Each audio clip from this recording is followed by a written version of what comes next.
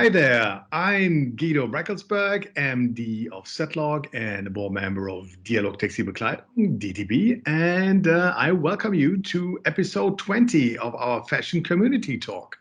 Today we'll be talking to Diana van der Pols in Rotterdam. Hi Diana. Hi Guido, nice to see you.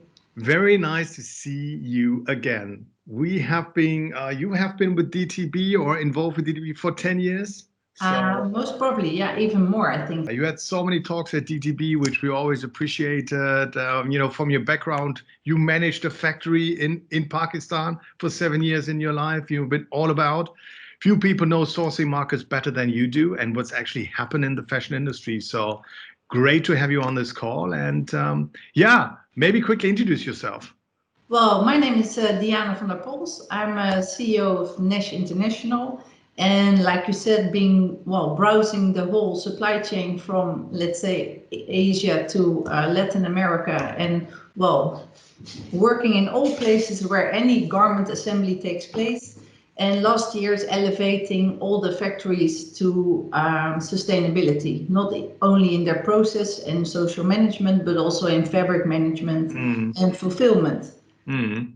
Absolutely. So, when we talked before and, we're talking about, changing consumer demand and what that actually means, or, that brands have to be very responsive to online web shops. The consumers want products sooner rather than later. So, the PO cycle, do you see any changes? What's happening there in supply chains? Yeah, a lot. Let's say, I think these are difficult times. And we have been through a lot of industry transitions already before Corona or COVID-19. And I think one of the major changes basically is that 20 years back, we were in private label, right? That was king at the time. And then basically we moved to a more branded environment where the brands, express their identity in the markets. But most recently, I think all of us, are confronted with online consumer centricity rather than style centricity. And that's a major, leap forward, I would say. But it also has a lot of implications for the brands and their purchase cycles. And if you move from style centricity, being a brand with brand value and identity, to, let's say, being consumer centric, then in this era, everything is about consumer segmentation, consumer experience, personalization, the customer journey, and of course also your marketing effectiveness. Sure. Yeah, and then let's say one of the considerations could be to shorten the PO cycle, right? In order, of course, to fulfill demand in a more speedy manner. But I think the biggest argument for a shorter PO cycle actually, of course, would be a commercial one to drive your sell-through at full price. And I think, let's say, of course, quite some corporates, quite some fashion brands still have a PO cycle of 35 to 40 weeks.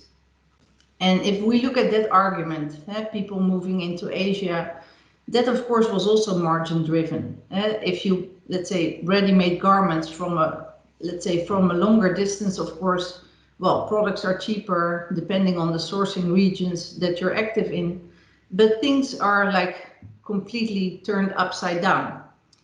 And I think one of the difficulties, let's say, with the wish or let's say the desire to shorten that cycle is about, management of your inventory, but also about hit rates and replenishment, right? So in the sense that, so in the ideal world, we would like to have, let's say, our goods delivered within like 4 to 6 weeks. And that would also mean we have to, let's say, review our internal competencies. So I think shorten the PO cycle, let's say, fulfillment online, right? Being able to get your merchandise in all these omni-channels as fast as possible is something basically new to brands. And it's in that sense difficult because, you have to work with the actuals of last season. The traditional cycle of 36 to 40 weeks is a difficult one because you have to send out your purchase orders where you don't have any sell-through in your stores or in your omni-channel at the moment, right? I hear you. So, Yeah, I hear you. Yeah. and that's something that happened to a lot of brands, that with lack of the actual performance of last season, you have to, well, basically submit orders left and right. And that, of course, let's say, generated a big, well, demand for how can we, let's say, accelerate this process or speed it up. And next to that, of course, is about, well, we have to individualize the offer. So the question there would be, what's basically the argument of shortening your PO cycle, right? Like I said, the first one would be to promote, or let's say stimulate your sell-through at full price. The other one would be to enable yourself to have hit rate replenishment. Yeah.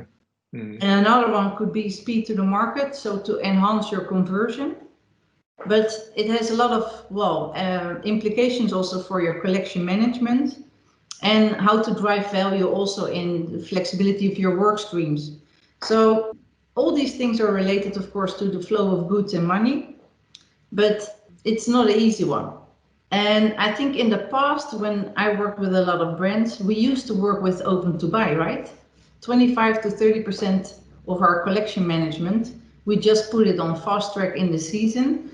And with that money collected from, well, wholesale or the stores, we had, let's say, a moving budget, right?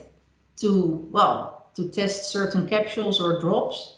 But let's say with the speedy demand of the internet and, well, consumer experience being top of mind for everybody, it's difficult also to see like who the actual consumer is and how to adapt to this. And I think those are quite some boardroom discussions.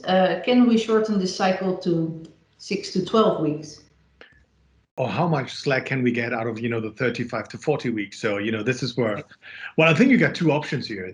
This is what what we discussed before. So one way is to digitize your supply chain. So we had many talks like PLM providers. I can say for us, as a provider, as a supply chain management software, we got a very healthy demand for our software now because people have realized it before, but they now see it, and our customers will tell them, come on, we've cut our lead time by 20% to 25%. It is possible if you get everyone on one platform or one portal, let's put it that way, if you synchronize all your workflows. But the other one is that topic of nearshoring. And you're an expert there as well. Do you really see that? Because that's what what we've heard is, okay, let's go to Eastern Europe, Northern Africa. We can't really see it in our numbers from our customers. We don't really see a trend. Do you have a different? I mean, a lot of people talk about it, but is it really happening? Well, I think the fun part of, let's say, our industry is that we always think in cohorts, right? Absolutely. Yeah, if we all want to be market agnostic, and and we want to get a good view of what the competition is doing. So if somebody screams, well, I'm reshoring or nearshoring my production again, of course it's a super sound argument, because if you look at it from a sustainable angle, why would we continue to redundant buy, right? And in that sense, promote the laggards in our industry. A lot of business still, let's say, when it comes to the DC, it goes straight into the TK Maxx or any other discounter. So of course there are a lot of arguments, right, to nearshore. Only then again, the question is, did I see it so far? I spent last weeks in Macedonia, Tunisia, and Morocco. And to be honest, the only thing I witnessed was stranded inventory. Due to Corona and COVID, 60,000 pieces stuck in Macedonia and so forth, based on, of course, Chapter 11 situations or even bankruptcy, or brands that actually within Corona in April and May decided to shift their season for 3 months. And I think companies that have a more homogeneous offer, or let's say a color card that is not so fluctuous or trendy as, let's say, the fast track suppliers would be, okay, then it would be easy, right, to shift the whole season upstream for 3 months. But to be honest, there's a lot of talk. about reshoring or nearshoring. But so far, let's say actually visiting the factories, I ran across stranded inventory more or less, rather than having, let's say, well, a big capacity or spaces available. But could it be that actually, when we outsource, the production to China, that we outsource a lot of the expertise that we had? And this is actually the problem now. I mean, you're consulting a lot of brands, and, when we talked, we hear this from customers as well. We actually would like to go back to Eastern Europe, but we have really challenges in finding people that really understand enough about the business to actually do that. Yeah. Well, I think you're fully right. In essence, it means, let's say, if the strategy, let's say, for 20 or 30% of your assortment would consist of nearshoring, because we have to be also aware that the production capacities, if we go en masse into North Africa or Greater Europe and Eastern Europe, well, those capacities are limited, right? So in that sense, the people that have some history there, they also have a preference. But from a technology or a competence perspective, it actually would mean that you have to rehandle your pre-production. And well, all of us know that, well, pre-production comes with fit technicians, right? It comes with computer-aided design, it comes with pattern making, it comes with lab dip and fabric management, prototyping yourself in your atelier, having a laboratory in-house, Zutaten management, of German. Let's say you need a lot of knowledge again about fabric attributes, and basically have to erect a fabric department again. And well, the positive end would be that, let's say, margin related, well, you have a lot more control, but from a process management point of view, would we be able to host our DCs again with, well, fabric rolls and shipping them out in the proximity or the backyard of Europe? I think, let's say, basically, of course, the last 15 years, we offshored all that expertise. Yeah. It is a challenge for some companies, not for all, but for some companies it is, and it will really limit now their options. And yeah, interesting. Well, super. Thank you. Yeah, from a German perspective, of course, I think you have the history also of having those technicians in the house, and well, having a more complex, well, collection management system. So there you could have, well, an advantage. Another thing is what we see, of course, traditionally is that companies that are in workwear, right? They still have that expertise. Of course, the product is fairly different and far more homogeneous, right? It doesn't change every 2 months. So in that sense, yeah, the question really would be, are we able fast enough to let's say relaunch that competencies and also to well, to sync that with the current work streams? I doubt it at this point. Yeah.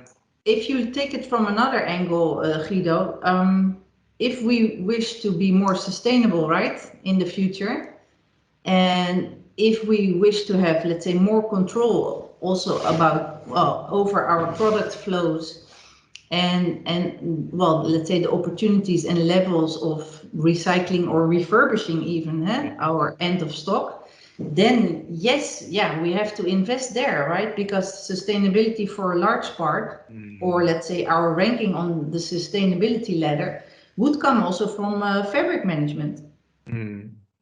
And let's say if you look at recycling or well, reducing your impact, well, most of it will come from the availability of fabrics and also the renewability of those fabrics. So even if you would not nearshore in the short term, then still it would be worthwhile to consider, well, if fabric management should not be part of your in-house competencies again, also in light of your sustainability agenda.